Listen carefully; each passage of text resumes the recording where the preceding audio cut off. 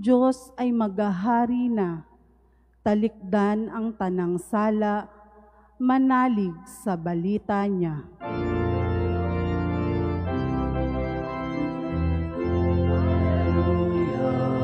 alleluia,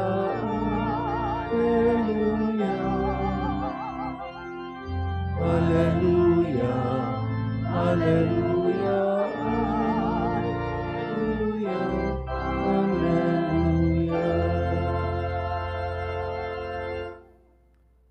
Sumainyo ang Panginoon. At sumaiyo rin. Ang mabuting balita ng Panginoon ayon kay San Marcos. Papuri sa iyo, Panginoon. Noong panahong iyon, tinawag ni Jesus ang 12 at sinugong 12. Binigyan niya sila ng kapangyarihang magpalayas ng masasamang espiritu at pinagbilinan. Sa inyong paglalakbay, huwag kayong magdala ng anuman, maliban sa tungkod, ni pagkain, balutan, salapi sa inyong lukbutan o bihisan, ay huwag kayong magdala. Ngunit magsuot kayo ng panyapak. Sinabi rin niya sa kanila, at sa alinmang tahanan inyong tuluyan, manatili kayo roon hanggang sa pag-alis ninyo sa bayang iyon.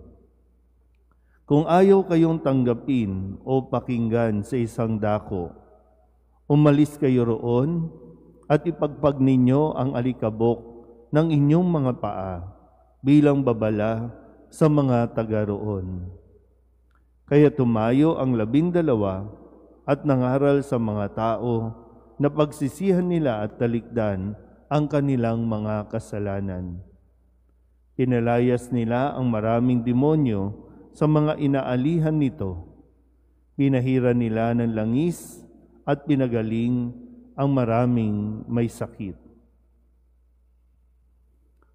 Ang mabuting balita ng Panginoon. Pinupuri ka namin, Panginoong Hesukristo. Isang magandang umaga po sa inyong lahat. Ngayon po ay Huwebes ng ika-4 na linggo sa karaniwang panahon at sa tulong ng mga martir na ating pong ginugunita ngayon, sina San Pedro at Paul Miki at mga kasama, ay mas maunawaan natin ang mensahe ng ating Panginoon sa araw na ito. Kung babalikan po natin, ang mga alagad na hinirang ni Jesus o pinili ni Jesus ay mga ordinaryong tao at para sa standard ng mga tao o ng lipunan, mababa sila kung titingnan. Hindi lang mababa, kundi sila ay walang mga kakayahan. Dahil marami sa kanila ay hindi naman talaga nakapag-aral. Wala silang ibang guro no, na nakilala o nakatagpo sa tanambuhay nila maliban kay Jesus. Kaya ito si Jesus, sa konting panahon, sinikap niya na maituro sa mga alagad ang mabuting balita, maipakita sa mga alagad kung paano ang maglingkod. Ipinakita ito sa kanila. At sa puntong ito, sila ay isinugong 12. At hindi lang basta sinugo ng gano'n na lang, kundi binigyan sila ng kapangyarihan. Binigyan ng kakayahan. Ibig sabihin, inimprove itong mga alagad na ito. At lahat ng kung anong mayroon sila ay galing kay Jesus. Naintindihan po ba? At itong mga alagad na ito, sila ang mga naging haligi ng ating simbahan. Si Jesus ang nagtatag, siya ang pumili ng mga magiging haligi at magpapatuloy ng gawain ni Jesus. Ang gawain ng mga alagad ay gawain ni Jesus at nagpatuloy ito sa iba't iba pang panahon o henerasyon hanggang sa panahon natin ngayon, na magandang mapaalalahanan ng lahat, mapasasimbahan man o sa lipunan, ang anumang kapangyarihang mayroon tayo, anumang authority mayroon tayo, hindi ito atin, kundi ito ay galing sa Diyos, galing kay Jesus. Kaya maganda po, no? Kasi kapag nakalimutan ng tao na ito ay binigay sa kanya ng Diyos, doon nagsisimula na mapulyot ang kanyang isipan, na isipin niyang malakas siya, isipin niya at umaabot sa punto na nagkakaroon tayo ng issue ng pag-abuso sa authority na binigay sa atin ng Diyos.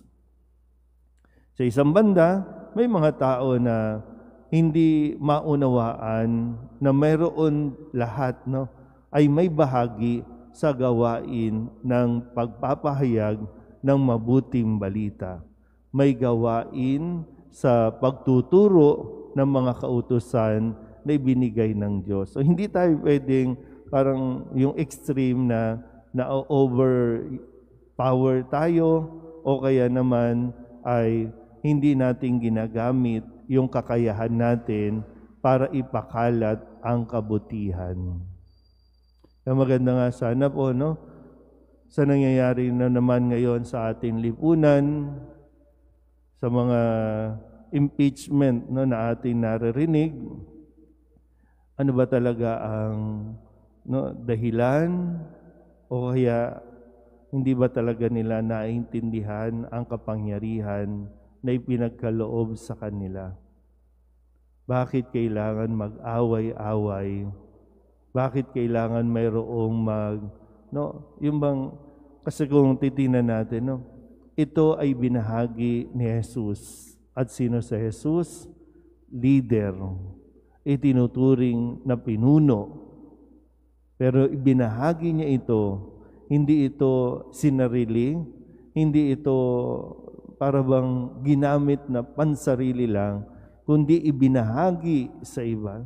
Kung marunong lang talaga tayong mag-share ng kapangyarihan, kung marunong lang talaga tayong gumamit ng ating kapangyarihan, magiging maayos ang ating lipunan. Pero kung ang bawat isa maghahangad na siya lang dapat ang makapangyarihan, siya lang dapat ang mayroong pinangahawakan, wala tayong magagawang mabuti para sa bayan.